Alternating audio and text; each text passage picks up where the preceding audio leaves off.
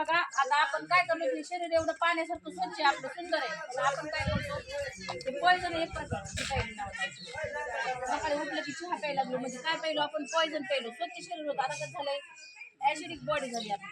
नंतर आपण तेवढ्या थांबत नाही, भाकरी खातो, भाजी खातो, आपल्याला खावं लागेल तर भाकरी भाजी जेवण करावं लागेल ना.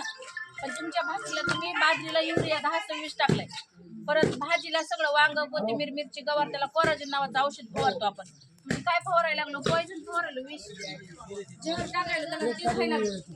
87% लोकांना कॅन्सर होतोय कशामुळं, युरिया 10-26 ची भाकर आणि कोराजेनची भाजी खाल्ल्यामुळं.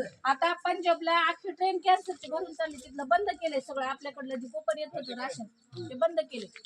आता हे बघा आपण काय केलं, पुन्हा 10 वाजे जेवण केले, पुन्हा संध्याकाळी जेवलो. आता एवढं स्वच्छ शरीर होतं, आता कसं झालंय, आता पूर्ण घाण झाले, खराब झालंय आपलं हे शरीर.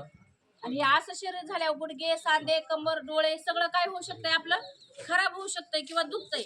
मग पुन्हा मेडिकलवर जाऊन पुन्हा